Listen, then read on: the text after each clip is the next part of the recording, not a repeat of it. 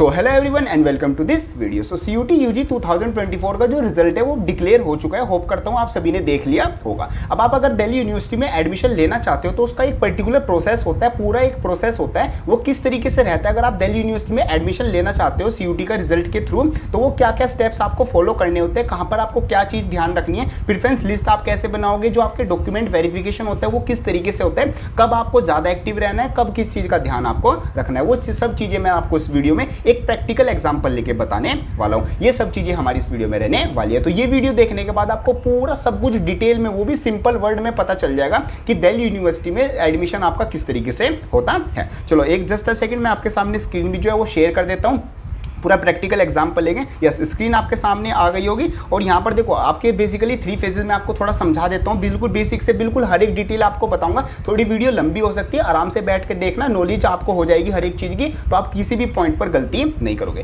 देखो यहाँ पर आपकी चीज़ आती है, जो दिल्ली यूनिवर्सिटी में जो एडमिशन होता है वो बेसिकली CSAS पोर्टल के थ्रू 3 फेजेस में आपका एडमिशन होता है। जो फर्स्ट फेज आपका आता है, जो कि आप अब तक कंप्लीट कर चुके हो, सभी बच्चों ने कंप्लीट किया है जिन्होंने CSAS का फॉर्म फिल किया है। उसमें आपका जो फेज आता था वो आ जाता है रजिस्ट्रेशन फेज, जहाँ पर आपको अपना नेम, फादर नेम, जो भी आपकी बेसिक डिटेल्स, पर्सनल डिटेल्स हो गई, वो अपना एड्रेस और अपने जो भी डॉक्यूमेंट्स थे वो सब कुछ आपको अपलोड करने होते थे। ये सब कुछ आपने जो फेज 1 में वो कंप्लीट कर लिया था। उसके बाद आपका आता है CUT UG 2024 का रिजल्ट आने के बाद आपसे जो दिल्ली यूनिवर्सिटी है, जो उसका CSAS पोर्टल है वो दोबारा से ओपन किया जाता है और आपको दोबारा से बोला जाता है कि जो उसका फॉर्म है, मतलब कि उसको दोबारा से आपको एडिट करना होता है। आपको जो रजिस्ट्रेशन कर दिया वो तो आपने कर दिया, उसमें तो आप कुछ नहीं कर सकते। अब आपको यहाँ पर एक नई चीज करने को मिलेगी, जो कि आपकी आती है प्रेफरेंस फिलिंग। वैसे तो मैंने एक वीडियो बनाई हुई है जहाँ पर मैंने ये जो पूरी PDF है, जो UG बुलेटिन आया था, ये मैंने पूरा वर्ड टू वर्ड पढ़ के समझाया हुआ है, मीनिंग हर एक चीज का। उसकी वीडियो आप देखना चाहते हो वो भी देख सकते हो। मैं जरूर रिकमेंड करूंगा आप वो वीडियो जरूर देखना, क्योंकि जितनी ज्यादा आपको हर एक चीज के बारे में, पूरे प्रोसेस के बारे में इन्फॉर्मेशन होगी, उतना आपके लिए क्या होगा, बेनिफिशियल होगा। इस वीडियो में मैं आपको बताने वाला हूँ एक प्रैक्टिकल एग्जाम्पल लेकर। देखो यहाँ पर आपका जो अब काम आएगा वो आपकी प्रेफरेंस फिलिंग आएगी। प्रेफरेंस फिलिंग का मतलब क्या होता है कि आप अपना कौन सा कोर्स और कौन सा कॉलेज लेना चाहते हो। तो आपके पास दिल्ली यूनिवर्सिटी में बहुत सारे कोर्सेज आ जाते हैं और बहुत सारी, जैसे यहाँ पर आपके, मैं आपको दिखा देता हूँ। हाँ, यहाँ पर आपके देखो इतने, ये रहा आपको, यहाँ पर आपको 79 UG आपको कोर्सेज मिल जाएंगे, 183 BA प्रोग्राम और 69 कॉलेज के अंदर। ये सारे आपको, इन सब में से आप क्या कर सकते हो, सिलेक्ट कर सकते हो जो भी आप कोर्स में जाना चाहते हो। और according to your CUT score आपको ये सब कुछ क्या मिलने वाले, ये कोर्सेज मिलने वाले। बाकी वैसे आपका जो भी स्कोर आया उसके अकॉर्डिंग आपको कौन सा कॉलेज आपको, मतलब कि प्रेफरेंस जो लिस्ट है वो किस तरीके से बनानी चाहिए, इसके लिए मैंने एक सेपरेट वीडियो बनाई हुई है। अगर आपका लो स्कोर आया हुआ है तो आप इन कॉलेज को जरूर टारगेट करना। ये कॉलेज आपको हाई चांसेस है आपको ये कॉलेज मिल जाए और अंदर दिल्ली यूनिवर्सिटी के अंदर ये कॉलेज आते हैं। अगर आपका हाई स्कोर आया तो भी आप ये वीडियो चेकआउट कर सकते हो कि प्रेफरेंस लिस्ट आपको किस तरीके से बनानी है। अब हम बात करते हैं प्रोसेस किस तरीके से रहता है। तो फर्स्ट स्टेप जो आपका रहेगा, फर्स्ट स्टेप आपका रहेगा प्रेफरेंस फिलिंग। तो प्रेफरेंस फिलिंग का आपके सामने फॉर्म आएगा और फॉर्म में आप क्या करोगे, सबसे पहले तो आप अपना जो प्रोग्राम है, BSc, BCom, BA, जो भी आप अपना प्रोग्राम लेना चाहते हो ऑनर्स में या प्रोग्राम में, वो आप सेलेक्ट करोगे। साथ साथ अपने कॉलेज का कॉम्बिनेशन सेलेक्ट करोगे।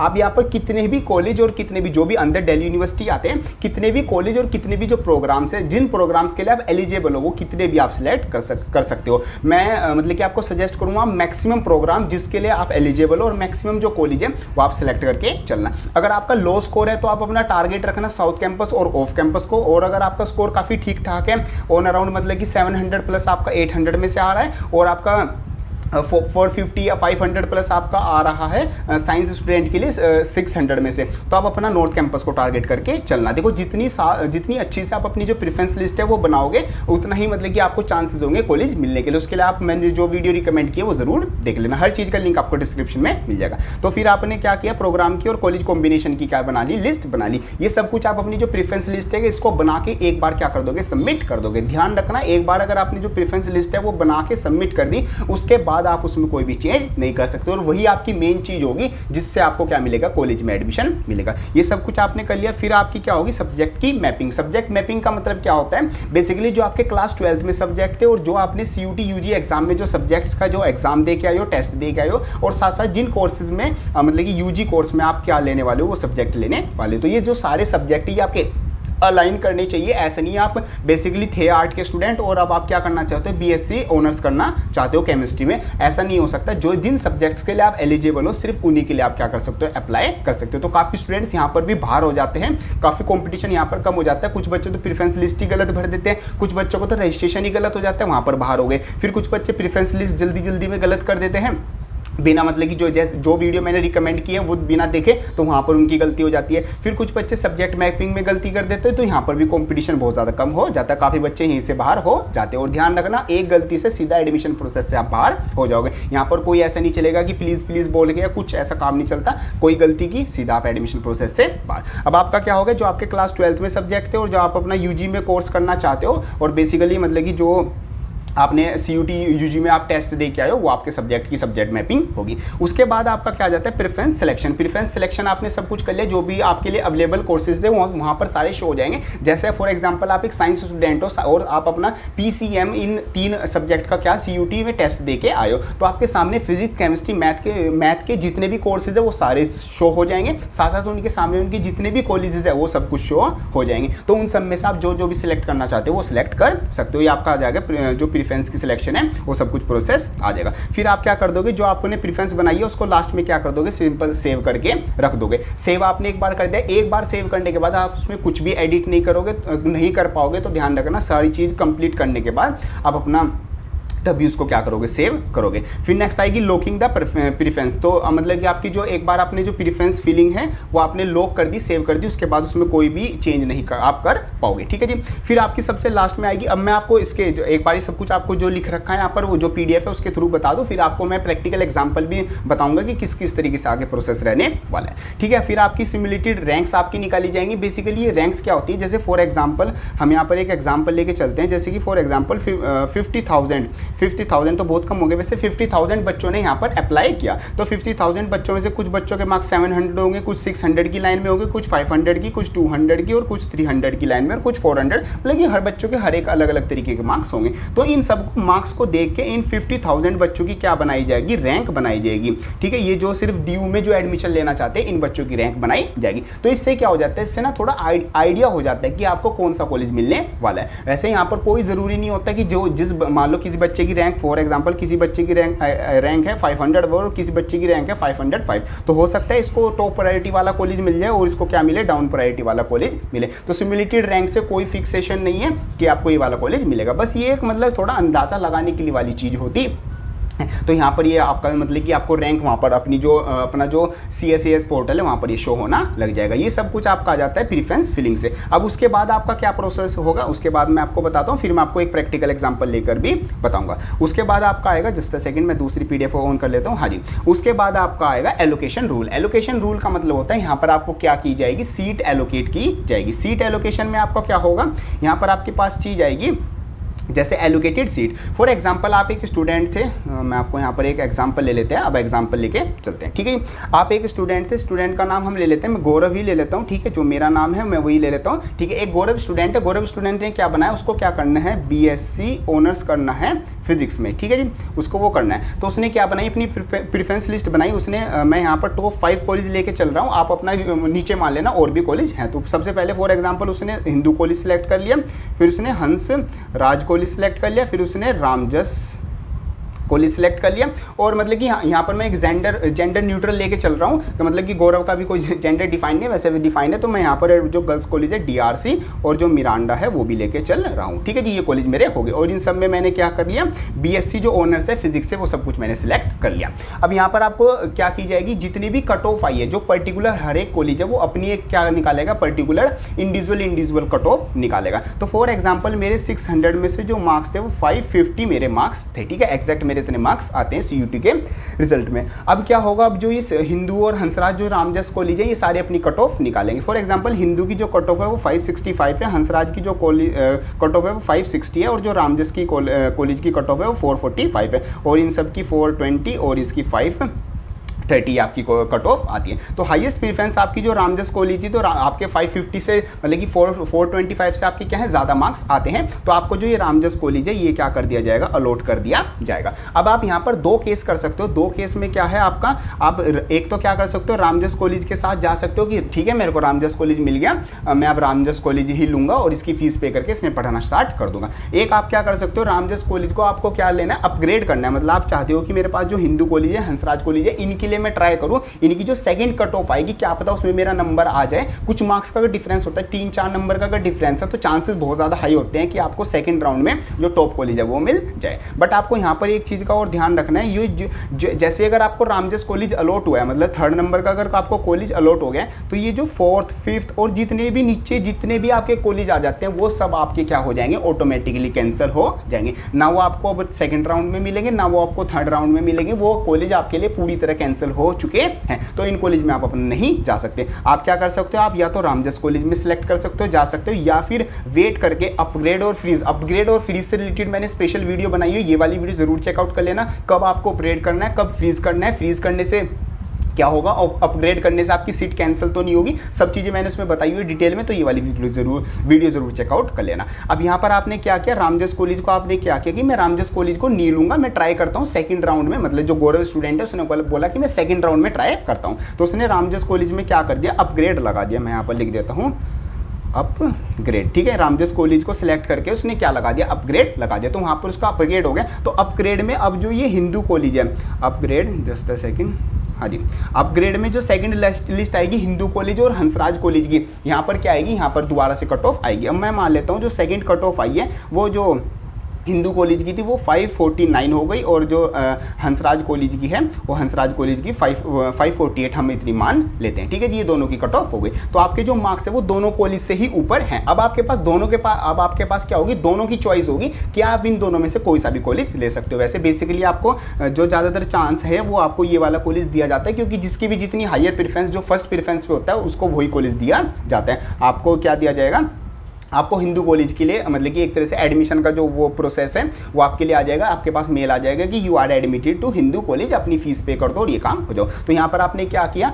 आपने पहले अपना जो फर्स्ट राउंड था उसके लिए मतलब कंप्लीट किया, फिर वहाँ पर आपने अपग्रेड और फ्रीज यूज़ करके, वो आप कैसे यूज़ करोगे उसकी वीडियो जरूर देख लेना, उसको यूज़ करके आपने जो आपकी फर्स्ट प्रेफरेंस पे जो आपका कॉलेज था वो आपका कंप्लीट हो गया। उसके बाद क्या होगा, उसके बाद का जो प्रोसेस है वो मैं आपको समझाता हूँ। देखो आप एक चीज़ और चीज़ समझ लो, जो आपकी कट ऑफ बनती है वो किस तरीके से बनती है। तो कट ऑफ आपकी प्रोग्राम स्पेसिफिक मेरिट बनती है कि कितनी नंबर ऑफ सीट्स हैं और कौन सा आप कॉलेज अगर चाह रहे हो तो उसमें कितनी सीट्स है उस हिसाब से उसकी कट ऑफ बनती है। साथ साथ कैटेगरी के हिसाब से एक अलग कट ऑफ आती है। जितनी भी कट ऑफ आती है, कट ऑफ की मैंने अलग से वीडियो बनाई है, वो भी चेकआउट कर लेना, और सीट्स कितनी अवेलेबल है ये सब कुछ आती है। बाकी any other allocation rules policies criteria mention in the document और publish on the admission website, और मतलब अगर कोई भी स्पेशल चीज़ होती है तो वो उसमें मेंशन कर दी जाएगी यूनिवर्सिटी की वेबसाइट पर। वैसे बस ये 3 मेन चीज़ें आपकी होती है, ठीक है जी। अब आपकी यहाँ पर क्या बन जाएगी, कट ऑफ लिस्ट बन जाएगी। कट ऑफ लिस्ट बनने के बाद आपका क्या होगा, सीट एलोकेशन, आपका एडमिशन शुरू हो जाएगा। यहाँ पर आपको सीट एलोकेट हो जाएगी आपके CSAS पोर्टल में, वहां पर आपको ऑप्शन शो हो जाएगा कि confirm the seat. Seat confirm करने के बाद आपको क्या करना होगा, अपनी जो सीट है वो एक्सेप्ट करनी होगी। अब यहाँ पर आपको एक काम जरूर करना है, मतलब ये आपको पक्का ही करना है, आपको सीट को एक्सेप्ट जरूर करना है। अगर आप भूल जाते हो, फॉर एग्जाम्पल आपने सीट एक्सेप्ट नहीं करी और मतलब कि रह गए आप, तो वहाँ पर आपका जो एडमिशन है वो ऑटोमेटिकली कैंसिल कर दिया जाएगा, आपको एडमिशन प्रोसेस से बाहर कर दिया जाएगा। तो ध्यान रखना है आपको, जो अपना जो ये सीट, जब आपको सीट मिलेगी कोई भी, तो आपको जो एक्सेप्ट का ऑप्शन है वो ज़रूर सिलेक्ट कर लेना है। अगर आप वो सीट नहीं चाहते हो तो आप अपग्रेड पर लगा सकते हो, वरना फ्रीज पर कर सकते हो। आप अपना कोई भी मतलब कि रेस्पॉन्स आपको ज़रूर करना है, ये आपका काम आ गया, ठीक है जी। आपने सीट क्या कर ली, मस्ट एक्सेप्ट कर ली। सीट एक्सेप्ट करने के बाद आपको क्या फिर क्या जाएगा, ऑनलाइन अप्रूवल होगा आपका कॉलेज से। आपने कोई भी सीट है वो सिलेक्ट कर ली, जैसे मैंने रामजस और हिंदू का एग्जांपल लेके बताया था, आपने क्या कर लिया, हिंदू कॉलेज की सीट एक्सेप्ट कर ली। फिर आपके जो डॉक्यूमेंट्स है और जो भी आपका CUT का स्कोर है, क्लास 12 के मार्क्स है, वो सब हिंदू कॉलेज के जो स्टाफ मेंबर है, जहाँ पर उनकी जो एडमिशन ब्रांच है उनके पास पहुँच जाएगा, और वो सारी चीज़ें बिल्कुल डिटेल में चेक करेंगे। अगर सारी चीज़ें बिल्कुल सही देखी जाती है कि इसका रिजल्ट भी सही है, मार्क्स भी इसने सही अपलोड कर रखे हैं, इसमें इसने मतलब कोई भी ऐसे फर्जीवाड़ा यहाँ पर नहीं कर रखा, कोई भी ऐसे फ्रॉड नहीं है, तो आपका क्या हो जाएगा, वहाँ पर एडमिशन के लिए आपको क्या आ जाएगा, मेल आ जाएगा। मतलब कि आपका मिनिमम एलिजिबिलिटी क्राइटेरिया पूरा होना चाहिए, प्रोग्राम स्पेसिफिक जो आपके सब्जेक्ट्स हैं वो आपके क्लियर होने चाहिए, सब्जेक्ट मैपिंग आपके सब्जेक्ट्स जो आपके 12th में थे वही आप यूजी कोर्सेज में लेने चाहिए। साथ साथ जो वैलिडिटी है डॉक्यूमेंट्स और जो आपके सर्टिफिकेट्स हैं, जैसे जो कास्ट सर्टिफिकेट है वो सेंट्रल के होने चाहिए। साथ साथ जो भी सर्टिफिकेट अगर आप लगा रहे हो वो क्या होना चाहिए, एक वैलिड सर्टिफिकेट होना चाहिए। अगर ये सारी बातें सही हैं तो आपको क्या हो जाएगा, आपको जो कॉलेज है वो अप्रूव कर देगा कि येस यू कैन एडमिशन। और अगर आपकी कोई भी चीज़, एक भी चीज़ अगर गलत है तो डायरेक्ट यहाँ पर आपका एडमिशन जो हो जाएगा वो कैंसिल हो जाएगा। इसके जो अप्रूव और रिजेक्ट होने के बीच में एक छोटा सा प्रोसेस आता है जिसको हम बोलते हैं, यहाँ पर आ जाता है, यह आ जाता है क्वेरीज रिस्पॉन्ड। क्वेरीज रिस्पॉन्ड का मतलब क्या होता है, जैसे कि फॉर एग्जाम्पल आपके सारे डॉक्यूमेंट्स अब हिंदू कॉलेज के या किसी भी पर्टिकुलर कॉलेज के पास चले गए तो वहाँ पर वो जो स्टाफ मेंबर है वो चेक करते हैं। तो चेक करने में अगर उनको वहाँ पर कोई प्रॉब्लम लगती है कि कोई अगर आपने सर्टिफिकेट अपलोड किया वो सही से विजिबल नहीं है, या फिर वो मतलब कि उस फॉर्मेट में नहीं है, या फिर वो उसका जो मतलब एक तरीके से वो विजिबल नहीं हो रहा, तो वो आपसे क्या करेगा, CSAS पोर्टल के थ्रू आपसे क्वेरीज रिस्पॉन्ड करेगा। मतलब आपको मैसेज करेगा, पर्सनल मैसेज नहीं करेगा, CSAS पोर्टल के में ही आपका क्या आएगा, इनबॉक्स में आपका मैसेज आएगा, आपको शो हो जाएगा सामने ही वहाँ से आपसे पूछा जाएगा कि आप मतलब कि ये जो सर्टिफिकेट है या ये जो भी चीज़ आपसे है वो आप अपलोड करो या फिर हमको दोबारा से बताओ, तब आपका एडमिशन कन्फर्म होगा। तो जो भी प्रॉब्लम होगी वो आपसे पूछ लेंगे। तो आप यहाँ पर ध्यान रखना, बिल्कुल ये जो पूरा प्रोसेस है इस पर एक्टिव रहना, चैनल पर भी एक्टिव रहना, साथ साथ अपनी जो CSAS की वेबसाइट है उस पर भी एक्टिव रहना। कोई भी आपकी चीज़ आएगी मैं आपको यहाँ पर बताता रहूँगा, कोई भी आपकी प्रॉब्लम आएगी आप मेरे को बताते रहो, मैं आपको उसका सोल्यूशन बताता रहूँगा। आपका दिल्ली यूनिवर्सिटी में एडमिशन मैं करा के रहूँगा, बिल्कुल आप बेफिक्र होकर रहो, बस आप अपने ऊपर यकीन बना के रखो और चैनल को सब्सक्राइब करके बिल्कुल मतलब एक्टिव रहो, ठीक है। यहाँ पर आपकी क्या होगी, सीट क्या तो अप्रूव हो जाएगी या रिजेक्ट हो जाएगी। रिजेक्ट होगी तो आप बाहर हो गए, अब आप अपना किसी भी तरीके से मतलब कि दोबारा से री एंट्री नहीं कर सकते। लास्ट में जो स्पोर्ट राउंड आएंगे उनके लिए आप चीज़ें होगी। स्पोर्ट राउंड के भी, स्पोर्ट राउंड और मिड एंट्री कैसे होती है उसके लिए मैंने सेपरेट वीडियो ये वाली बना रखी है, तो ये वाली भी जरूर देख लेना। देखो जो मैं वीडियो आपको कह रहा हूँ देखने के लिए वो जरूर देख लेना, क्योंकि वहाँ से आपको कुछ ना कुछ एक्स्ट्रा पता ही चलेगा ताकि आपका पूरा प्रोसेस स्मूथ हो जाए। अब आपका यहाँ पर कॉलेज जो है वो अप्रूव हो गया, अप्रूव होने के बाद आप क्या करोगे, जो एडमिशन फी है वो पे कर दोगे। एडमिशन फी का बहुत ज़्यादा ध्यान रखना, आपको टाइम से पे करनी है। अगर टाइम से आप पे नहीं करोगे तो यहाँ पर आपको प्रॉब्लम क्रिएट हो जाएगी, आपका एडमिशन ऑटोमेटिकली कैंसिल हो जाएगा। तो एडमिशन फीस जो है वो टाइम से पे कर देना। एडमिशन फीस जैसे ही आपकी पे हो जाएगी, देखो इन्होंने ये भी बताया कि रिजेक्शन किस किस तरीके से हो सकता है, तो ये सब आपके मतलब कि वो चीज़ें हैं जो जिनसे रिजेक्शन हो सकता है। वो मैंने आपको बताई दिया कि इनवैलिड डॉक्यूमेंट हो सकता है, या फिर सब्जेक्ट मैपिंग सही नहीं है, या फिर आपका जो मार्क्स है वो आपने 12th क्लास के मार्क्स गलत वहाँ पर लगा दिए, तो ये सारे आपके जो रिजेक्ट होने के कारण है वो हो सकते हैं। अब यहाँ पर क्वेरीज रिस्पॉन्ड, ये भी मैंने आपको बता दिया कि क्वेरीज को आपको रिस्पॉन्ड करना है। फिर आपको क्या हो जाएगी, विल हैव टू पे एडमिशन। जैसे आप अपनी एडमिशन फीस को पे करोगे, एडमिशन फी पे करने के बाद आपकी जो सीट है वो वहाँ पर क्या हो जाएगी, अलॉट आपको हो जाएगी, और आपका जो एडमिशन है वो कंफर्म हो जाएगा। ये सारा आपका काम हो जाएगा। और आपको जैसे देखो, जो first preference in any round will not be consider, जैसे आपको फर्स्ट राउंड में कोई भी सीट मिल गई तो आगे के जितने भी एलोकेशन राउंड होंगे, जो राउंड सेकंड थर्ड फोर्थ, उसमें आपको कोई भी सीट नहीं मिलेगी। तो फर्स्ट राउंड में आपको जो सीट मिल गई तो वो मिल गई, तो उसको एक्सेप्ट जरूर कर लेना। इस फीस पे करने के बाद आपका जो एडमिशन है वो कंफर्म हो जाएगा, और कंफर्म एडमिशन कंफर्म होने के बाद आपको क्या हो जाएगा, आपको कुछ दिन बाद आप मेल आ जाएगा, और साथ साथ कुछ दिन बाद आपका कॉलेज स्टार्ट हो जाएगा।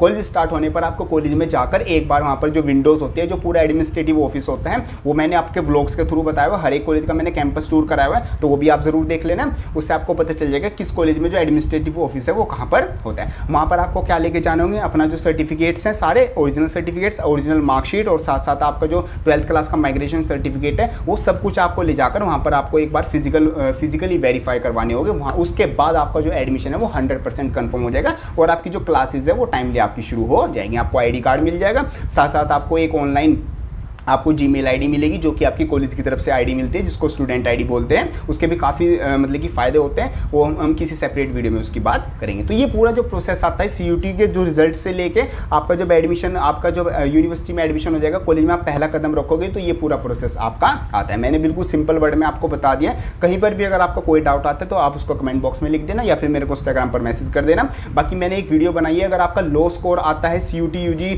जो रिजल्ट है उसमें लो स्कोर है 200 300 400, तो आप ये वाली वीडियो जरूर देख लेना। इस वाली वीडियो में मैंने आपको बताया कि किन कॉलेज को आपको जरूर टारगेट करना है। बाकी प्रेफरेंस लिस्ट आपको कैसे बनानी है, अगर आपके स्कोर्स डिफरेंट है तो ये वाली वीडियो जरूर चेकआउट आप कर लेना। सो ये सब कुछ रहता है हमारी इस वीडियो के लिए। होप करता हूँ आपकी सारी चीज़ें बिल्कुल अच्छे से समझ में आ गई होगी। बाकी चैनल पर जितनी भी वीडियोज है दिल्ली यूनिवर्सिटी की जो पूरी प्लेलिस्ट आती है, डिस्क्रिप्शन में लिंक है, उनकी सारी वीडियोज जरूर देख लेना। जितनी ज़्यादा आपको नॉलेज होगी उतना ज़्यादा ये आपके लिए बेनिफिशियल होगा। तो ये सब कुछ आ जाता है आपका ड्यू एडमिशन प्रोसेस से रिलेटेड। होप करता हूँ सारी चीज़ें समझ में आ गई होगी। वीडियो हेल्पफुल लगे तो लाइक जरूर कर देना एंड यस चाहते वक्त चैनल को सब्सक्राइब जरूर कर देना। सो मिलते हैं अपनी नेक्स्ट वीडियो में, तब तक के लिए थैंक यू।